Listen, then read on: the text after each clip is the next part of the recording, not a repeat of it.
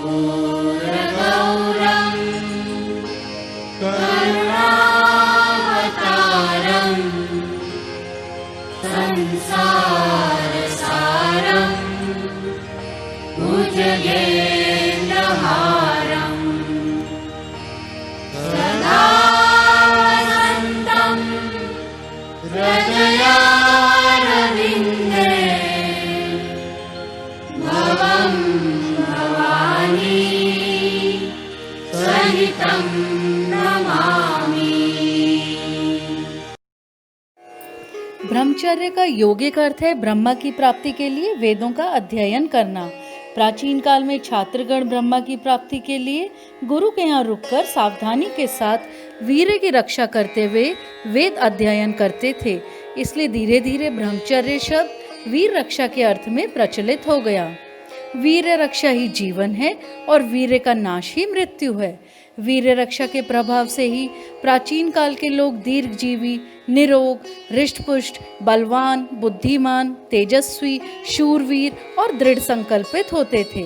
इसी के कारण साधु महात्मा और तप करने वाले महापुरुष नाना प्रकार के तप करने में समर्थ होते थे तथा नाना प्रकार की विद्याओं को सीखकर अपने ज्ञान के द्वारा अपना और जगत का लौकिक और पारमार्थिक दोनों प्रकार का कल्याण करने में समर्थ होते थे।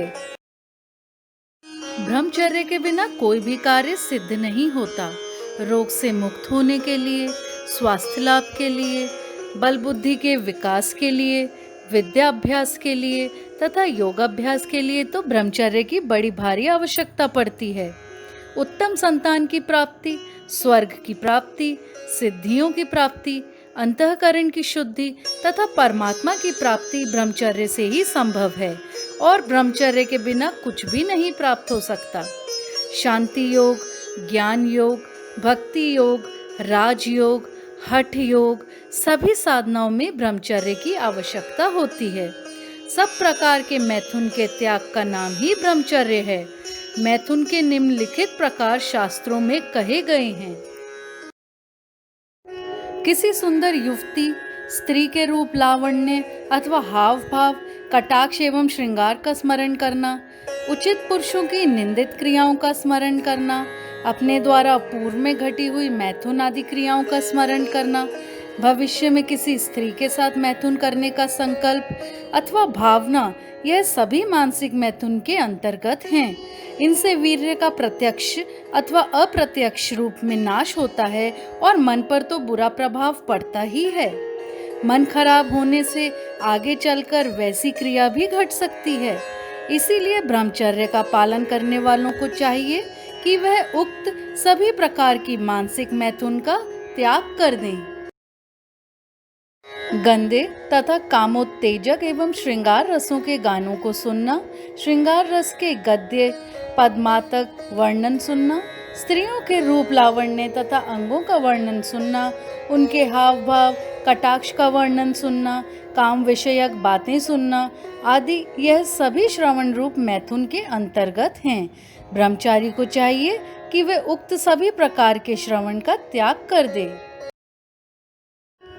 अश्लील बातों का कथन, श्रृंगार रस का वर्णन, स्त्रियों के रूप लावण्य, यौवन एवं श्रृंगार की प्रशंसा तथा उनके हाव भाव, कटाक्ष आदि का वर्णन, विलासिता का वर्णन, कामोत्तेजक अथवा गंदे गीत गाना तथा ऐसे साहित्य का स्वयं पढ़ना और दूसरों को सुनाना एवं कथा आदि में ऐसे प्रसंगों को विस्तार के साथ कहना, यह सभी कीर्तन रूप मैथुन के अंतर्गत हैं।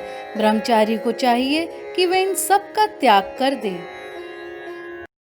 स्त्रियों के रूप लावण्य, श्रृंगार तथा उनके अंगों की रचना को देखना, किसी सुंदर स्त्री अथवा सुंदर बालक के रूप या चित्र को देखना, कामोत्तेजक नाटक या सिनेमा देखना, यह सभी प्रेक्षण रूप मैथुन के अंतर्गत हैं।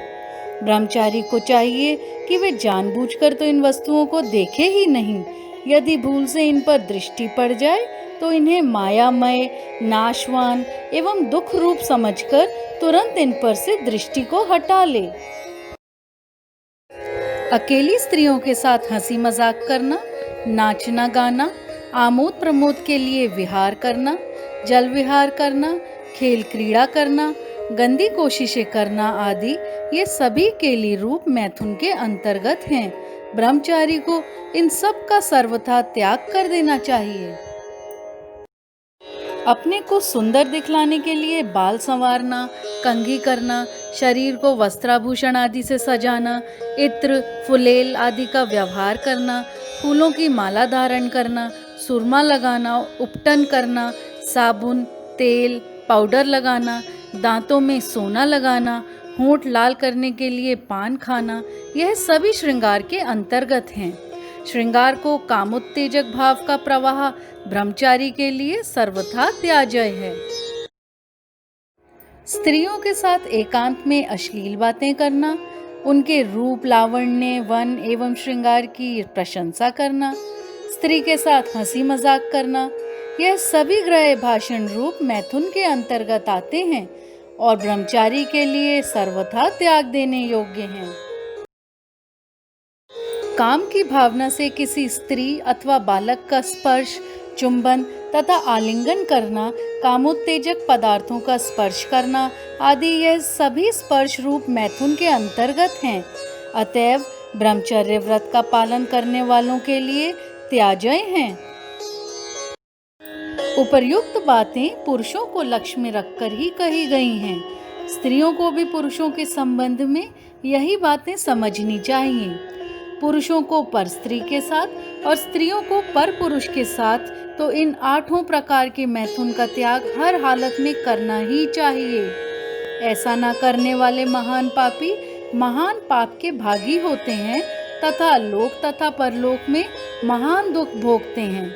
परमात्मा प्राप्ति के उद्देश्य से किए गए ब्रह्मचर्य के पालन मात्र से मनुष्य का कल्याण हो सकता है। यह बात भगवान श्री कृष्ण ने गीता के 8वें अध्याय के 11वें श्लोक में कही है। भगवान कहते हैं, वेद को जानने वाले विद्वान जिस सच्चिदानंद घन रूप परम पद को अविनाशी कहते हैं, आसक्ति रहित यत्नशील सन्यासी महात्मा जन जिसमें प्रवेश करते हैं और जिस परम पद को चाहने वाले ब्रह्मचारी लोग ब्रह्मचर्य का आचरण करते हैं, उस परम पद को मैं तेरे लिए संक्षेप में कहूँगा। उक्त मंत्र से परमात्मा की इच्छा से ब्रह्मचर्य के पालन की बात आई है। इससे यह स्पष्ट हो जाता है कि परमात्मा की प्राप्ति के उद्देश्य से किए गए ब्रह्मचर्य के पालन मात्र से मनुष्य का कल्याण हो सकता है। अतः ब्रह्मचर्य की रक्षा करने के लिए नित्य निरंतर भगवान का स्मरण करते रहना चाहिए। भगवान स्मरण के प्रभाव से अंतःकरण सर्वथा शुद्ध होकर बहुत शीघ्र भगवान की प्राप्ति हो जाती है।